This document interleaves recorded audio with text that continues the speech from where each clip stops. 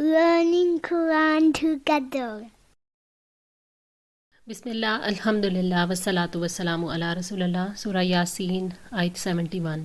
अवलम यरौ, क्या उन्होंने देखा नहीं, अन्ना खलकना लहुम, बेशक हमने पैदा किया उनके लिए, मिम्मा अमिलत ऐदीना, उसमें से जो बनाया हमारे हाथों ने, अनआमन, मवेशियों को, लहा मालिकून, फिर वो उनके मालिक हैं। अल्लाह ताला ने अपने बंदों को गौर व फिक्र करने का हुक्म देते हुए फरमाया कि क्या उन्होंने गौर नहीं किया कि हमने उनके लिए मवेशी पैदा किए और उन्हें उनका मालिक बना दिया। अब वो जैसे चाहते हैं उन्हें इस्तेमाल करते हैं। अल्लाह ताला ने अपने हाथों से बनाने का जिक्र इसलिए किया है कि इसमें किसी और की शिरकत नहीं, ना किसी और का उनके बनाने में कोई हिस्सा है।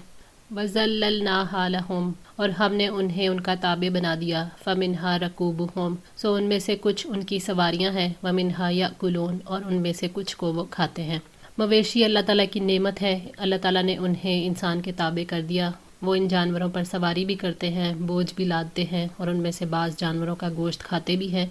मवेशियों से इंसान जैसे चाहे फ़ायदा उठाते हैं, वो इनकार नहीं करते। हत्ता कि मवेशियों के छोटे छोटे बच्चे भी इंसानों को उठाए फिरते हैं और इंसान उन्हें ज़िबा करके खा जाते हैं। वलहुम फ़ीहा मनाफ़िउ, और उनमें उनके कई फ़ायदे हैं। व मशारिबु, और पीने की चीज़ें भी। अफ़ला यशकुरून, तो क्या वो शुक्र नहीं करते।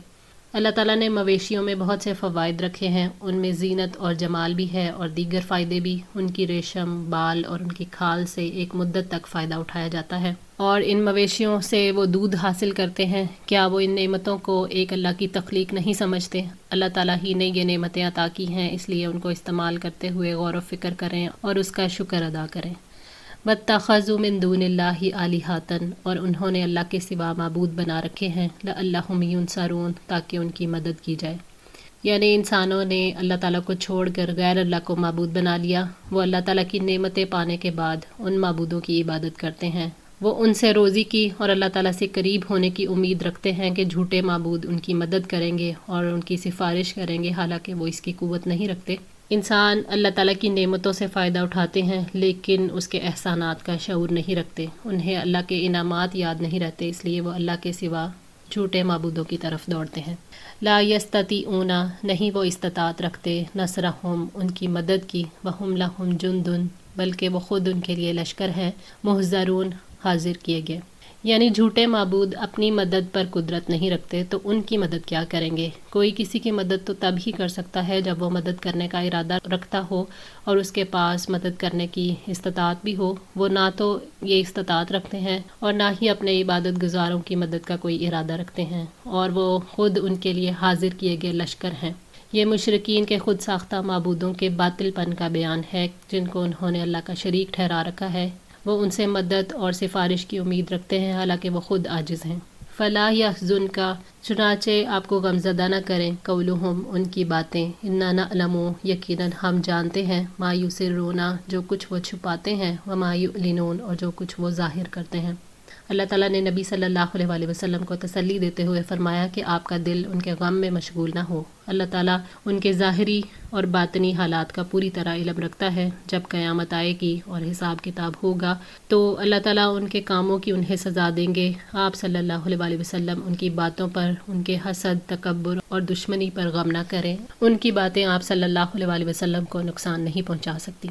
अवलम यरल इंसानु, और क्या इंसान ने देखा नहीं, अन्ना खलकनाहु मिन नुतफ़तिन, के यकीनन हमने उसे नुतफ़े से पैदा किया। फ़इज़ा हुआ ख़सीमु मुबीन, अचानक वो खुल्लम खुल्ला झगड़ा करने वाला है।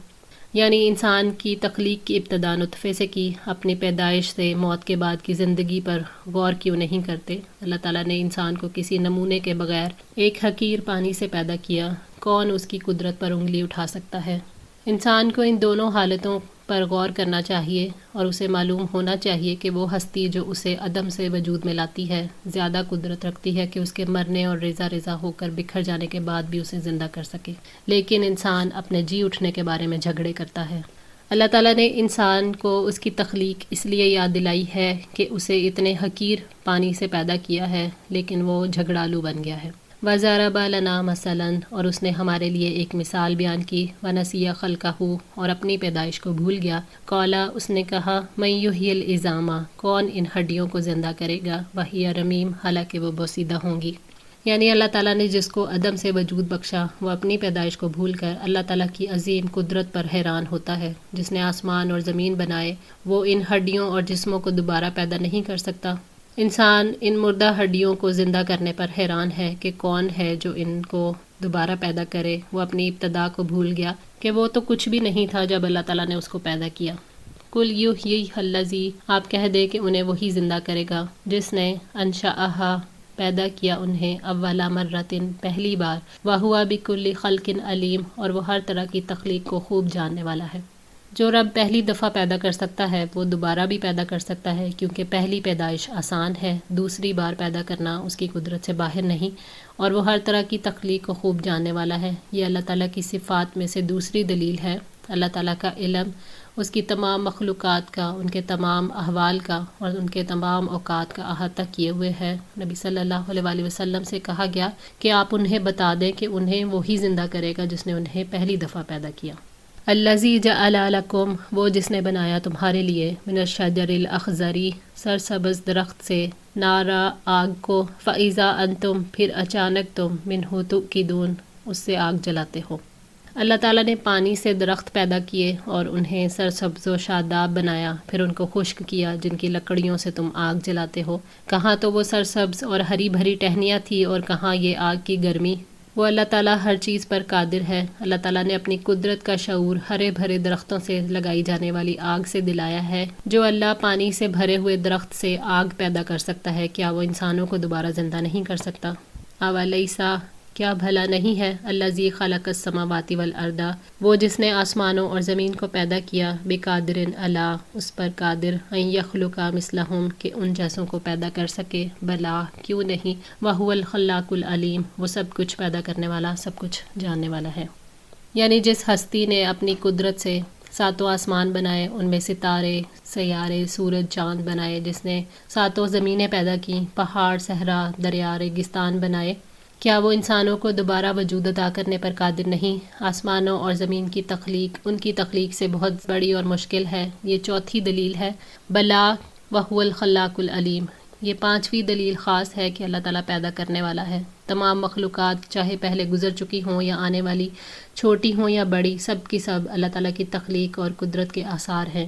جب وہ کسی مخلوق کو پیدا کرنا چاہتا ہے تو وہ اس کی نافرمانی نہیں کر سکتے۔ مردوں کو زندہ کرنا اس کی تخلیق کے آثار کا حصہ ہے۔ انما امرہ، بے شک کام اس کا، اذا ارادہ شیئا، جب وہ کسی چیز کا ارادہ کرتا ہے، ان یقول لہ، تو اسے کہہ دیتا ہے، کن، ہو جا، فیکون، تو وہ ہو جاتی ہے۔ اللہ تعالیٰ کی شان عظیم ہے۔ جب وہ کسی چیز کا ارادہ کرتا ہے تو وہ صرف ایک دفعہ حکم دیتا ہے اور وہ چیز ہو جاتی ہے، یعنی اسے تاکید کی ضرورت نہیں پڑتی، اس کے راستے میں کوئی رکاوٹ نہیں آتی۔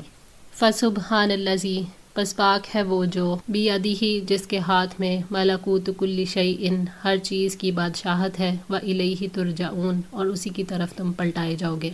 یہ چھٹی دلیل ہے کہ اللہ تعالیٰ ہر چیز کا مالک ہے، خالق ہے، دائمی حیات والا ہے، کائنات کو سنبھالنے والا ہے، وہی حاکم ہے، اس کے ہاتھوں میں زمین اور آسمان کی چابیاں ہیں۔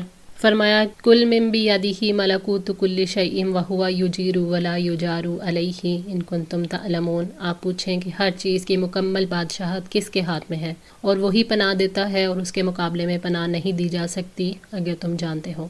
سورہ المؤمنون 88۔ وَإِلَيْهِ تُرْجَعُونَ، اسی کی طرف قیامت کے دن سب لوٹ کر جائیں گے، جہاں اللہ تعالیٰ ہر ایک کو اس کے اعمال کی جزا دے گا۔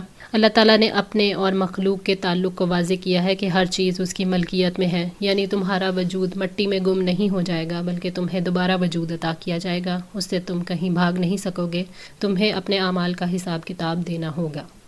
الحمدللہ، اللہ تعالیٰ کی توفیق اور مدد سے سورہ یاسین مکمل ہوئی۔ اللہ تعالیٰ سے دعا ہے کہ ہم سب کو استقامت عطا فرمائے، قرآن پاک کو پڑھنے، سمجھنے اور اس پر عمل کرنے کی توفیق عطا فرمائے، ہماری غلطیوں کو معاف فرما کر ہم سب کی اصلاح فرمائے۔ جزاکم اللہ خیر، والسلام علیکم ورحمۃ اللہ وبرکاتہ۔